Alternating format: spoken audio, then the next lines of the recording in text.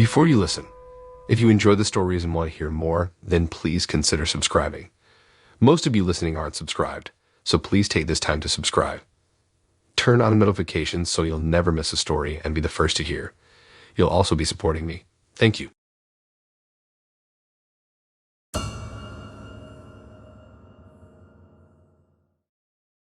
You ever have one of those days that starts out like any other and then it just spirals into something straight out of a Hollywood B movie? Yeah, that was me just a few weeks ago. A proud owner of BMW 3 Series one moment, and the next, I'm shaking in my boots with the flashing red and blues painting my living room walls. Let me back up a bit. I'd been on the lookout for a new set of wheels, something a little fancy but wouldn't break my bank. A man can dream, right? And as if the universe had heard my prayers, I stumbled upon this Craigslist ad. A used BMW 3 Series for less than $2,000. I mean, come on, how could I resist that? The guy who posted the ad didn't live too far from me. It was in one of those neighborhoods that didn't quite know if it was middle class or working class. You know the type: cracked sidewalks, chain link fences, and houses that had seen better days. But there was this BMW, shining like a beacon of misplaced luxury among the otherwise mundane sedans and pickup trucks. The owner, a gaunt man who looked like he hadn't slept in weeks, was more than eager to show off the car. He kept shifting his weight from foot to foot, his eyes darting around as if he expected someone to jump out from behind the nearby shrubs. I can't say I wasn't a bit skeptical about the whole thing, but the car was in near perfect condition and the paperwork seemed legit. Besides, he was in such a rush to get the deal done that I managed to knock another $100 off the asking price. My body filled with excitement as I drove the BMW home. It was smooth, quiet, and had that premium feel to it that you just don't get from a Honda Civic or a Toyota Corolla. I parked it in my driveway just in time to catch the sunset reflecting off its sleek, polished surface. Man, I was on cloud 9. The bubble burst when I was jerked out of my sleep later that night by the shrill sound of sirens. My heart couldn't stop beating crazy fast in my chest as I peeked through the window blinds. Several police cars lined the street, their lights casting a sinister glow on the houses. And right there, in the epicenter of it all, was my beloved gray BMW. Now, my mind was racing, trying to piece together what was happening. Was it about the car? Was it stolen? But I had the paperwork. I remember frantically searching for the folder where I had kept the documents. My hands were shaking as I flipped through the pages, trying to find something, anything that could prove the car was mine. The knock at the door nearly made me jump out of my skin. I opened it to find a couple of uniformed officers standing there, their stern faces lit up by the flashing lights behind them. The taller one asked about the BMW, his partner's eyes never leaving me. I stammered through my explanation, showed them the paperwork, but they weren't convinced. Turns out, the car had been reported stolen a week ago from a city about 100 miles away. The owner had just gotten back from vacation to find his prized possession missing. And here I was, the unsuspecting buyer who just handed over his hard-earned money for a stolen vehicle. In the end, they took the BMW, leaving me with an empty driveway and a bitter taste of regret. I had to spend the rest of the night at the station, answering questions and filling out reports. I kept kicking myself for not doing a proper check before buying the car. It was a hard lesson learned, and one that I'll never forget. The following weeks were filled with endless calls and visits to the local police station, as the law enforcement officers pieced together the puzzle. The seller, of course, had vanished into thin air, leaving no trace behind except for a burner phone number and a fake address. I had been so blinded by the allure of a luxury car at a bargain price that I didn't see the glaring red flags. But the real horror of the situation didn't dawn on me until the investigation began to unravel the backstory of the stolen car. Apparently, it wasn't just any BMW 3 Series. It was a specific model that was being tracked by the police due to its links with a series of crimes in the region. The car was suspected to have been used in everything from high-speed chases to drug smuggling. I had unwittingly entered a dangerous underworld of crime, all thanks to a Craigslist ad. To say I was terrified would be an understatement. I began to look over my shoulder, paranoid about every shadow and unfamiliar face. I'd lay awake at night, haunted by the thought that I'd brought trouble right to my doorstep. The stolen car was more than just a financial loss. It was a ticking time bomb, a threat to my peace of mind and personal safety. The monotony of my life was becoming unbearable. and that particular Friday was no different. I was stuck in a job that barely sparked my interest, a 9-to-5 grind of endless spreadsheets and meaningless meetings that seemed to suck the joy out of my existence. I lived alone in my small apartment, my only companions being the occasional houseplant that I managed not to kill and the drone of late-night television reruns. I had friends, but they were caught up in their own lives, too busy for more than an occasional chat or meetup. It was a slow Friday night, the kind of night where boredom is the only thing that really consumes you. I just got back from work, and I had been mindlessly scrolling through Craigslist for about an hour, my thumb tracing over the well-worn screen of my phone in repetitive, lazy circles. Most of the ads were the usual clutter, with half the poster trying to offload their out-of-date appliances, the other half selling questionably stained furniture. But then I came across one ad that really stood out in the sea of mundane postings. It was titled, "For Sale. Dead frogs in jars. $10 each."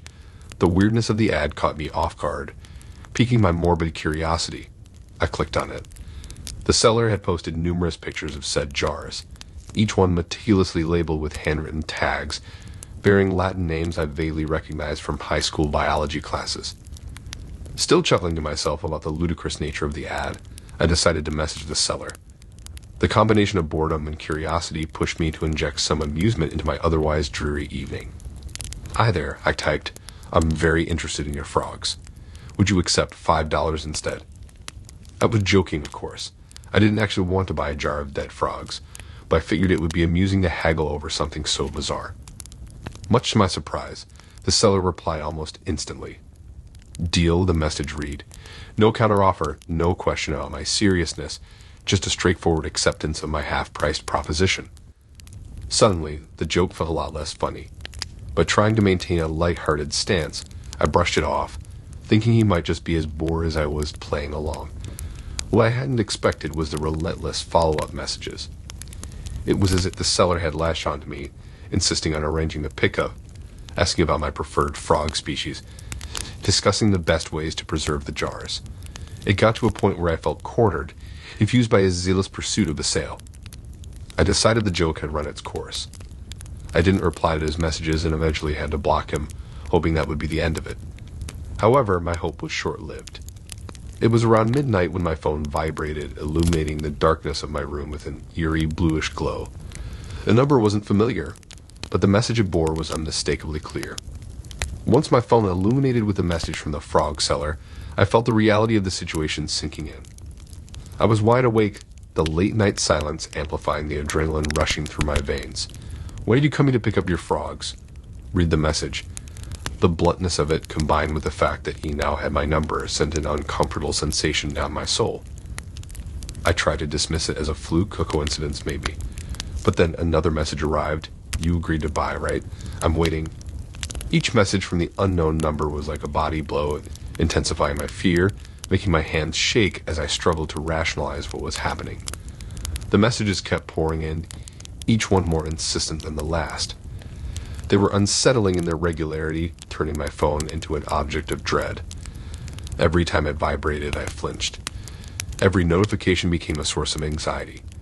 The simple fact that the frog seller had found a way to my private number set my thoughts spiraling into worst-case scenarios. What if he finds where I live? What if he shows up on my doorstep with a box full of jarred frogs? I could see the headlines. "Local man harassed over dead frogs Craigslist ad." Absurd, yet terrifying. I felt exposed, my personal space breached. I couldn't focus on anything else, my daily routine getting overshadowed by the constant dread of receiving another message. During the day, I found myself constantly checking my phone, waiting for that familiar buzz. At night, sleep eluded me, nightmares filled with jars of dead frogs and an unseen stalker taking over. Despite the fear, I had no idea what to do. Reporting it to the authorities seemed like an overreaction. I hadn't been threatened per se, but at the same time, it felt invasive, even creepy. It was the not knowing that gnawed at me, the not knowing how he got my number, what he could do with it, or when the next message would arrive. Every buzz of my phone thereafter felt like an electric shock, a cold prickle of discomfort that wouldn't leave. The fear was intoxicating, dizzying even. I kept glancing over my shoulder, half expecting to see jars of dead frogs ominously lined up on my doorstep. For weeks, the memory of the incident haunted me. The casual conversation I had initiated as a joke had escalated into a situation that was beyond my control, reminding me that sometimes harmless fun can evolve into terrifying situations in the realm of online anonymity. After a while, he stopped contacting me. Perhaps he found a buyer for his sick fantasy of putting dead frogs in jars and selling them to other sick buyers. Whenever he did, I'm happy he's no longer pestering me.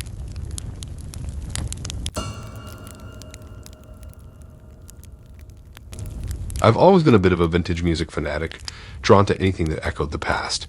My day job in software development was as modern as it could get, so in my free time I leaned towards the old. Vinyl records, vintage posters, antique furniture, and my latest fascination, pianos. My little apartment in the heart of the city was a mishmash of different eras, a visual testimony to my eclectic tastes. Craigslist was my go-to for these vintage treasures, a whole world of forgotten and discarded memories waiting to be discovered and cherished. One evening, during my routine browse, an ad caught my eye. An antique Steinway piano, priced lower than I'd ever seen before. The seller, listed as G, was vague about why he was letting go of such a masterpiece. Just some line about moving and needing it gone. The piano arrived at my apartment a few days later. Majestic mahogany, faded keys, the rich scent of aged wood. It felt like I had inherited a small part of history, each dent and scratch a silent witness to decades gone by. I couldn't wait to get my hands on it. Everything seemed great at first. I would come back from work, eat a quick dinner, and then lose myself in the timeless melody of the piano. It felt like the piano and I were meant to be, an unspoken connection spanning across centuries. However, about a week after the piano's arrival, I began to notice something odd. It was a slight irregularity, barely perceptible at first. A particular key, an F minor, seemed to stick more than the others. As I dug deeper, I found an aged piece of parchment nestled within. It was a music sheet, a hauntingly beautiful composition that was unlike anything I had ever heard. Despite its melancholic undertones, I was drawn to it, playing it again and again until I had committed every note to memory. That's when things began to change. It started subtly. Lights in my apartment would flicker when I played that particular composition. I brushed it off as an electrical issue. But then the temperature began to drop inexplicably, a cold draft that seemed to originate from the piano. There was a feeling of being watched, a sensation so strong that I would often whirl around, half expecting to see someone standing behind me. But it was the nights that changed the most. The once comforting silence of my apartment was replaced by a soft, chilling melody, the same one I played each evening. The notes would seem to echo from the piano, filling my apartment with a spectral symphony. Fear began to gnaw at the corners of my mind, growing stronger with each passing night. The piano was literally playing on its own. I could feel my heart come out of my throat every time I glanced at the piano, now a menacing figure in my living room. The melody, once beautiful, now seemed like a haunting soundtrack, an eerie background score to my spiraling fear. I began to dread coming home, the once welcoming sight of my apartment now a facade hiding a chilling secret. My nights were restless, the ceaseless melody invading my dreams. The piano, the music, and the unexplainable incidents began to consume me. Every creak of the floorboard, every flicker of the lights, every gust of cold wind, everything pointed back to the piano. My life, once so ordinary and mundane, had transformed into a living nightmare. I felt trapped, an unwilling participant in a ghostly recital that played out night after night. My sanctuary had become a haunted concert hall, my life a discordant melody. Even in the piercing sunlight of the morning, the piano loomed like a dark, menacing figure. I couldn't ignore the feeling of being watched, a spectral audience always present, always observing. The apartment that had once been a symbol of my independence was now a prison I dreaded. My fear began to cast a shadow over everything I once loved. I could no longer look at any of my vintage treasures without feeling a pang of fear. The line between my love for the past and the haunting reality of the present blurred. Sleep-deprived and scared, I finally decided to let go of the piano. The melodies of the past, the spectral performances, the sleepless nights, it was all too much. I couldn't live in constant fear, by every moment echoing with the haunting notes of the piano. With a heavy heart, I put up an ad on Craigslist, a desperate plea to take the piano off my hands. It wasn't easy, but it was a choice I had to make. I was letting go of a piece of history, a part of my past, but the promise of a peaceful future was worth the loss. As I watched the piano being taken away, a strange mix of relief and loss washed over me. I was finally free from the spectral symphony that had become my life, but in its place was a void, a haunting silence that echoed with the notes of a melody that I would never forget. The apartment felt emptier, the absence of the piano a constant reminder of the nightmare I had lived. In the end, I was just an ordinary man, forced to give up a part of his past to reclaim his present. A haunting melody, a spectral figure, a chilling past, they were no longer part of my life. I was finally free, the chains of the haunting past finally broken. My life returned to its ordinary rhythm, a comforting monotony replacing the spectral symphony. The haunting melodies were now a distant memory, a chilling tale of the past, but the scars remained, a constant reminder of the haunting melody that had once been an integral part of my life.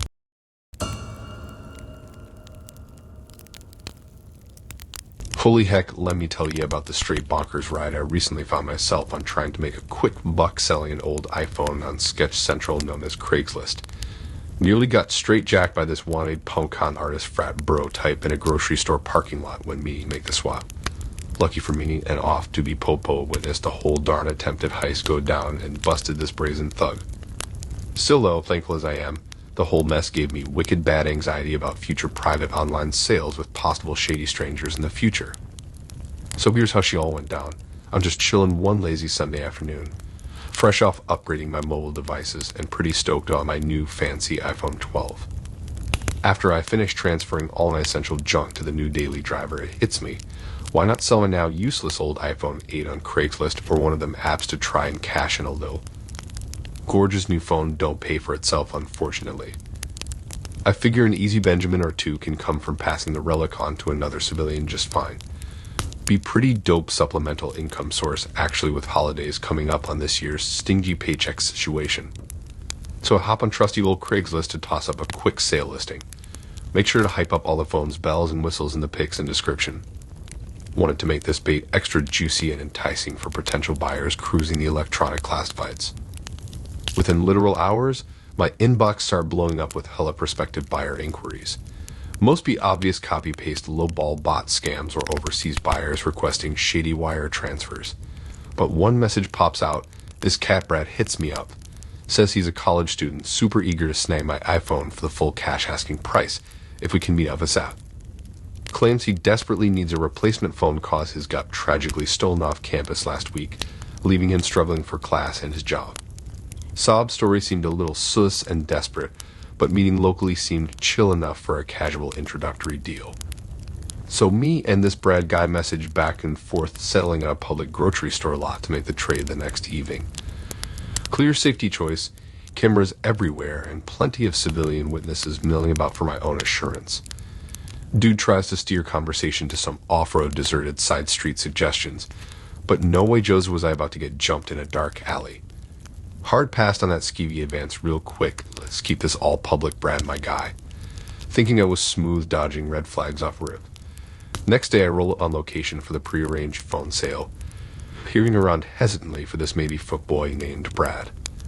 My spidey senses went haywire instantly I spot him. Scrawny pasty bro with bad tattoos and a horrific pink mohawk thing nervously pacing by the entrance wrapped up in a spiked pleather jacket and other cringe 90s punk garb. Definitely screams shady scam alert in my humble opinion, but trying to stay gently non-judgmental, I stride over slowly with the phone physically in hand just in case. Homeboy snaps up the device instantly without making eye contact, looking squirrely as ever. He pokes furiously at all the features, muttering how this better be worth his valuable bread, bro. Once my refurbed antique survives the cruel gauntlet, finally, he begrudgingly approves the purchase while backhand insulting me, saying I'd best be thankful he's doing me a street's favor. Up to this point, I'm pretty appalled by the dodgy disrespect, but just desperate for a clean sale at minimum. Then before I can fully process the insults, this flimsy-esque crook tries to squirrel me with glaringly fake dollar store printing paper bills.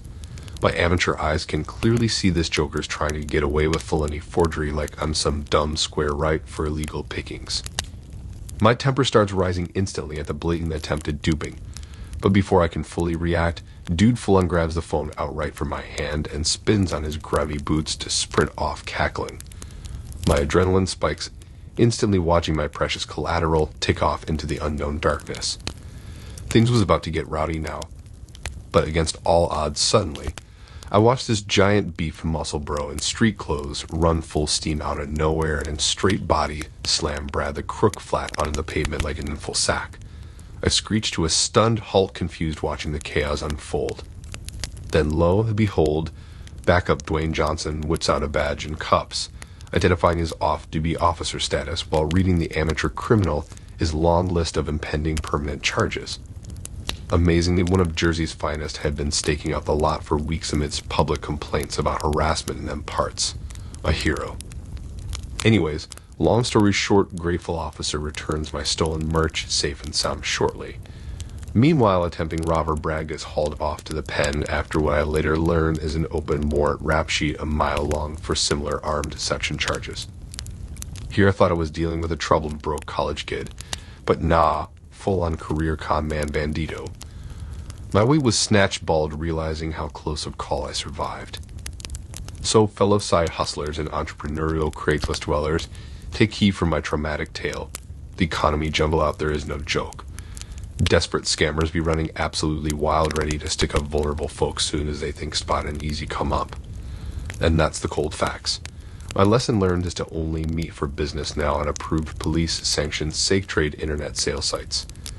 No more risks caught slipping dealing with characters of questionable intent. Time to leave Wild West Craigslist woes in the past where they belong, praising of the heavens for guardian angels watching over at right times.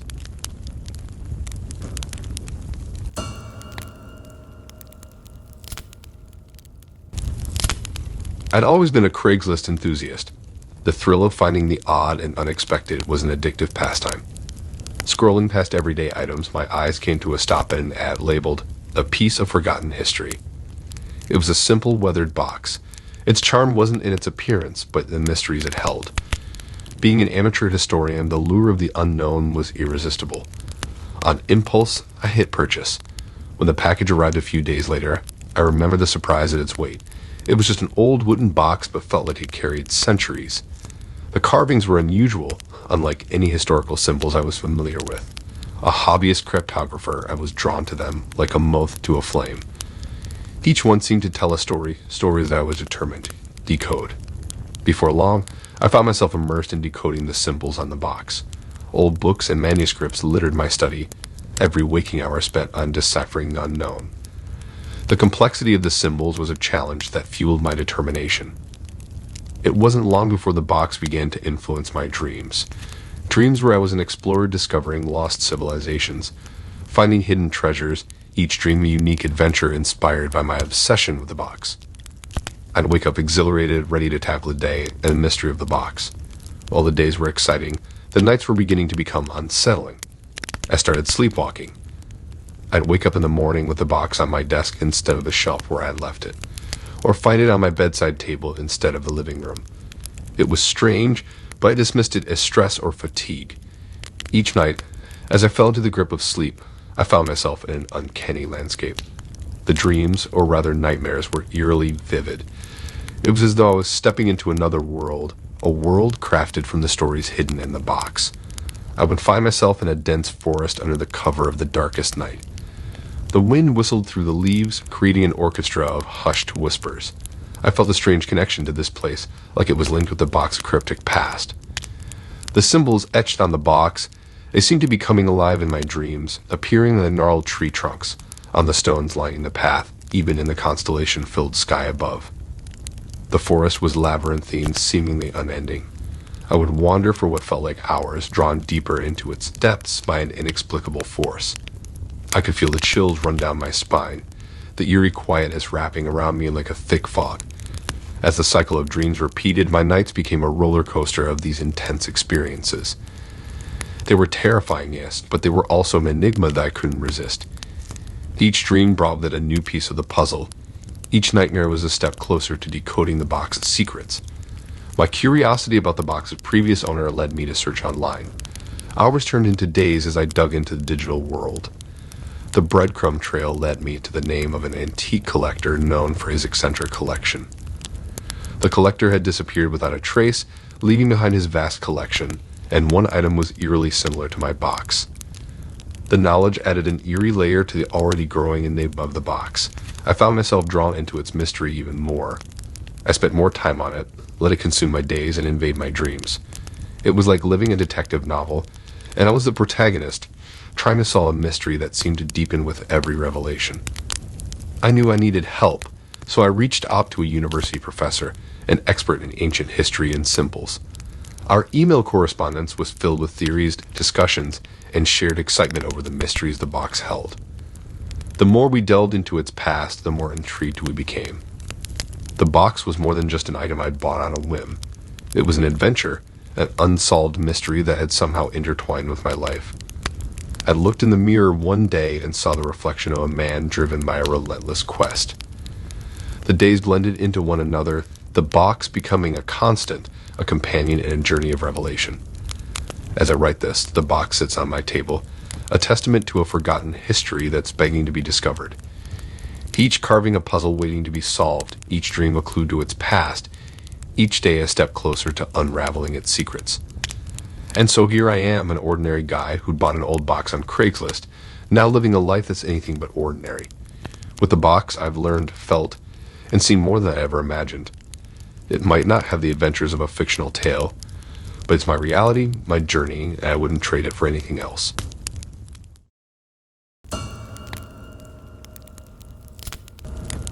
I kid you not. The other night I was just harmlessly perusing the Craigslist free section like usual, mostly just wasting time. You already know how freaking stone broke I stay as a college student under massive loans debt. Anyhow, eventually, I stumble on this crazy listing from somebody practically giving away an ancient old DVD player for quite literally pocket change. One single George Washington dollar bill. Couldn't believe my eyes. I figured what the hell, might as well take a flyer for that price since my current dad machine finally crapped out on me last month anyhow.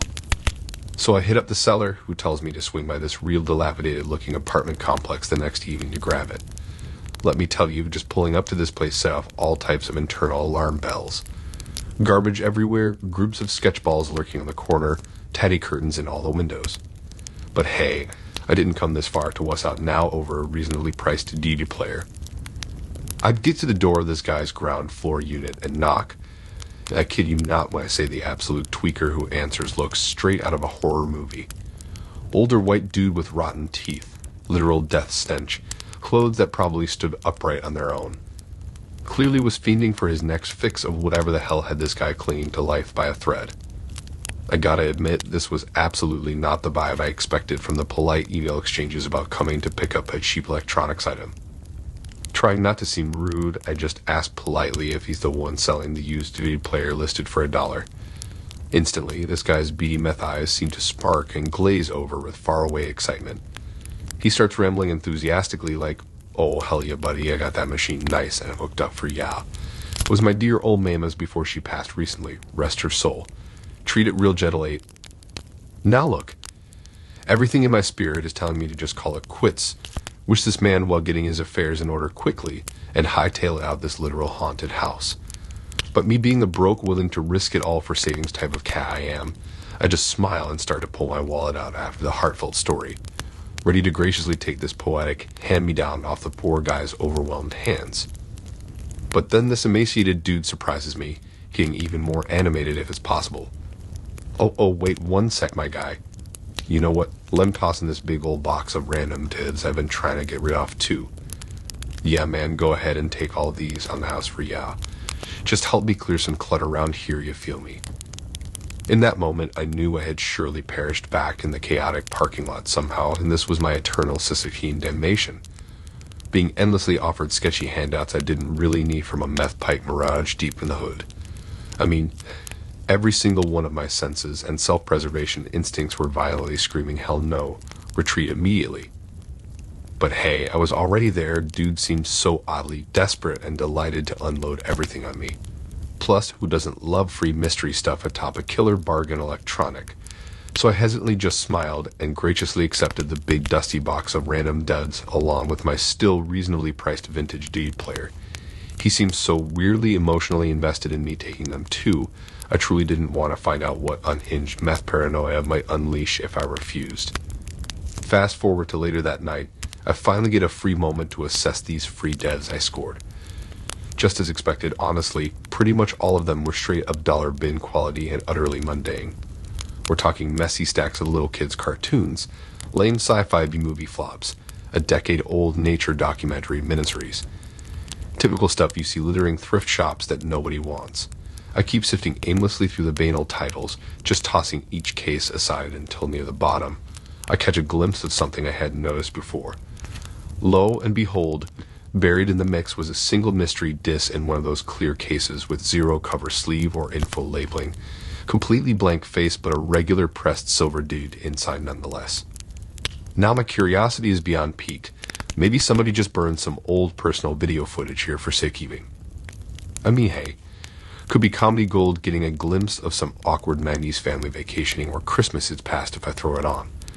Pop that unmarked puppy into the player I scored, kick back to finally enjoy whatever random retro home movie memories were tucked away on there. But buddy, was I freaking wrong as all hell, just expecting some seasonally wholesome type hijinks. What I'd gotten set from literally frame one was this real grim, hyper-distorted, silent film type footage. No dialogue, just eerie vintage film grain and jumpy handheld cam action. And I ain't talking no Charlie Chaplin's silly walks performance either, folks.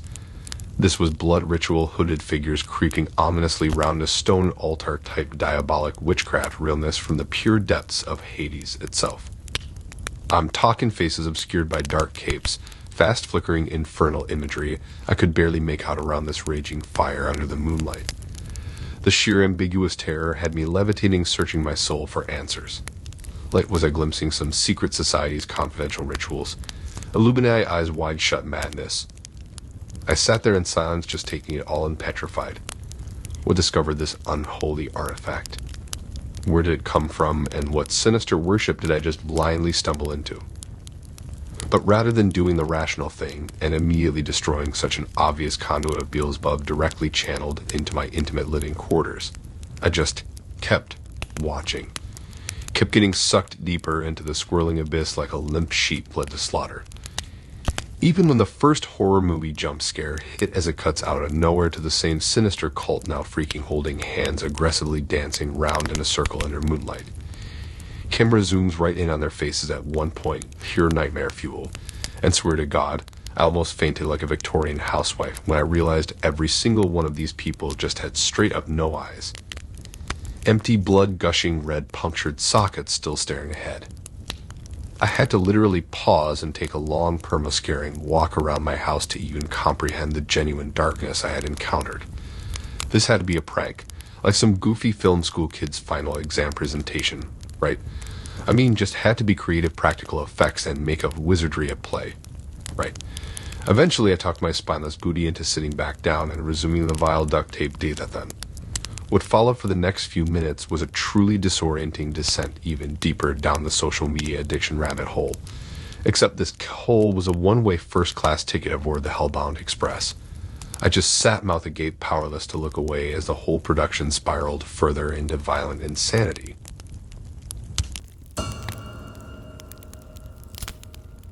Scoring a cherry red 1967 Mustang convertible on Craigslist for just $5,800 felt too good to be true. The gleaming Pawnee car just needed some tender loving care according to the listing after sitting idle in long-term storage. As a wanted grease monkey with more time than money, I took the bait and drove 2 hours to meet the seller at a 7-Eleven parking lot. Pulling up next to the gleaming Crimson Classic idling under the fluorescent glow, my inner skeptic remained deafened by rumbling V8 music.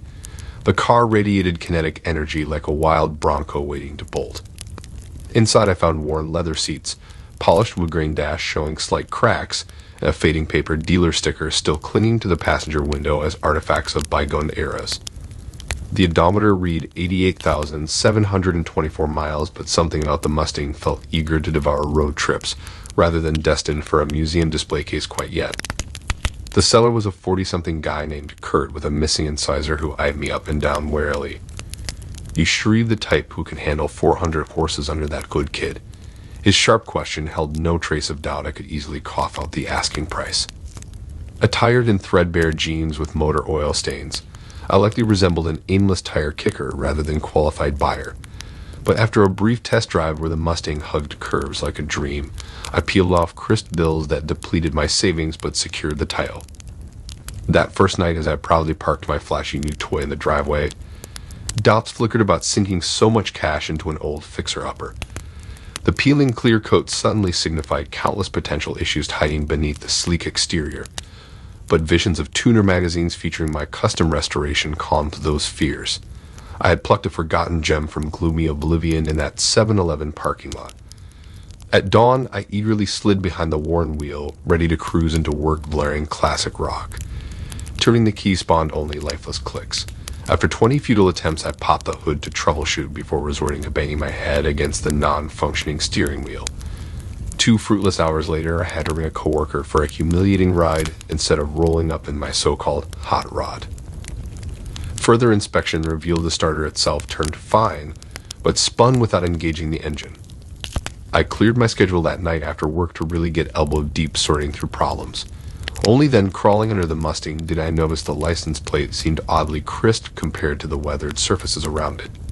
Stamped with vintage 60s graphics and chrome screws securing the corners, closer scrutiny showed subtle inconsistencies between materials and typeface formats of various digits and letters. Unease started creeping up my spine as I slid back out and randomly checked band plates around the interior. The numbers engraved on the dashboard partition failed to match those printed onto the door sticker, which also varied ever so slightly from the title documentation in my glove box. Someone had gone to elaborate lengths to disguise this car's true origins and likely issues. Instead of a charmingly preserved relic, I had grossly overpaid for a convincing deception. Furious, I scrambled to gather every shred of communication from Kurt the seller, but he had insisted we only correspond via temporary texting apps and cash payment. No paper trail led back to whoever unloaded this false beauty rather than the authentic Mustang of my dreams. The orange glow of sunset suddenly felt ominous rather than picturesque, spilling across my stranded ride's glossy hood. What else didn't I know about the vehicle's past and murky identity? I spent another 14 hours scouring forums, seeking advice and hunting court records about previous attempts toward legal action. Plenty of similar anecdotes existed, yet few offered happy resolutions. Fighting internet fraudsters often proved resource-intensive with minimal payout. And the alarming gaps in tracing this particular vehicle's history signaled that diving deeper might surface uglier truths. Had I aided and abetted unwittingly participating in an auto theft ring? Chop shop supply chain. My head throbbed from staring at blurry web pages until sunlight started creeping in the living room windows. With frustrated resignation, I shuffled back outside to stare numbly at the bulbous beauty crowding my driveway, unable to revisit the upwelling joy I'd originally felt behind the wheel.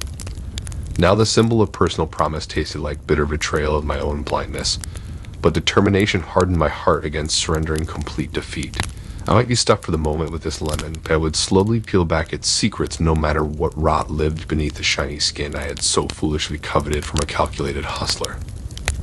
I invested in a bottle of cheap whiskey and set to removing every body panel methodically that Saturday, tensing for contraband or corpses to come cascading out like a morbid piñata.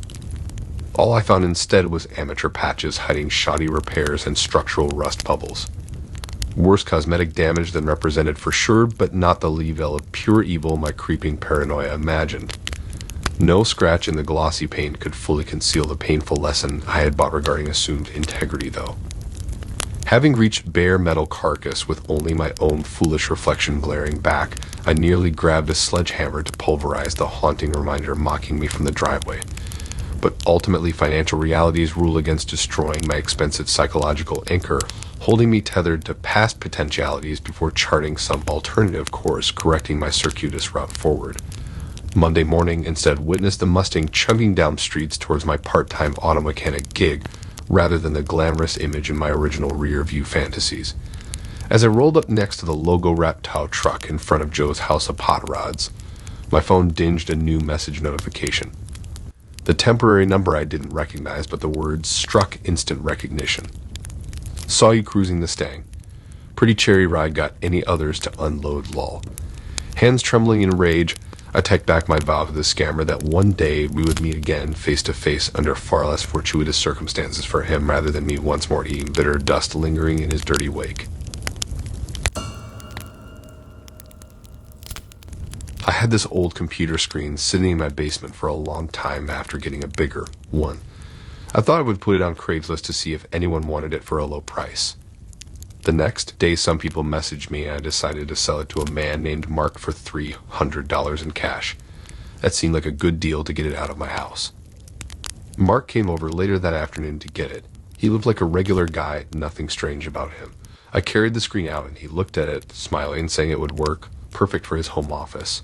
I was happy it would get used instead of collecting dust. Downstairs, he took 3 $100 bills from his wallet and gave them to me. I said thanks, and that was all. With the cash in my pocket, I decided to stop at the bank on my way home to put the money in, since I had some bills coming up soon. I drove through to the window, and the lady working opened the small window. I passed the bills to her, and she looked at them closely with her small magnifying glass. Right away, her smile went away, and she pressed a button to call over her boss. They looked at the money together very closely and whispered back and forth. This did not seem good. After a minute, the boss lady turned to me with a sorry face. "I'm afraid, sir, but these bills are fake. The paper, ink, markings, all wrong. Where did you get these?" My stomach felt bad. How could they be fake? That guy Mark looked regular. I told them about the Craigslist sale and showed our message history on my phone. They wanted to know what Mark looked like, so I described him as best as I could remember. They wrote down the details to make a report, but it did not change that I was now out $300 and with unusable bills. Nothing was going right that day. On my drive home, I went over it all again in my head. Nothing seemed strange during our meeting. Maybe it was too good that he paid the full asking price right away with cash. But in our messages, he sounded normal. When he came over, his clothes, car, and talk were normal too. He looked at the screen like any buyer would. He seemed truly thankful to find what he needed for a fair price. The bills themselves even looked real at first. Only when they looked closely did the problems show. Who goes through all that trouble to pass off fake hundreds for an old computer part?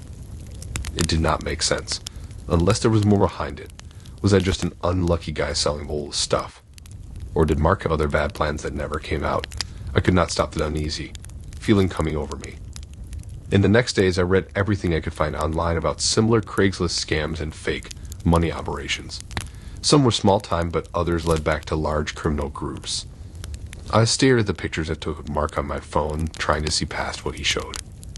The police said they were looking into it, but did not have many clues yet. Knowing a trickster was still out there gave me no comfort. Weeks went by with no updates from law enforcement. I worried Mark had gotten away. Clean leave me as his only victim so far. The bills themselves sat in a plastic evidence bag, reminding me of the strange meeting. One night when I was bored and restless, I took them back out again to look closely with a magnifying glass.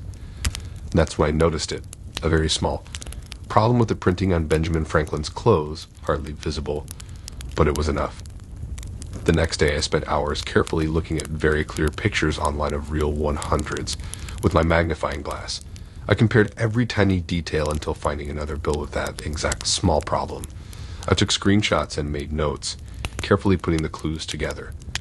Then I contacted the police person working on my case, telling them excitedly but cautiously what I had discovered. Surprisingly, they asked me to come right over with what I found. It ended up that odd printing mistake connected my fake bills to unsolved cases in 3 different states. My small clue solved the whole operation. Mark and his fake money group were identified and soon caught. I was getting back lost money after all.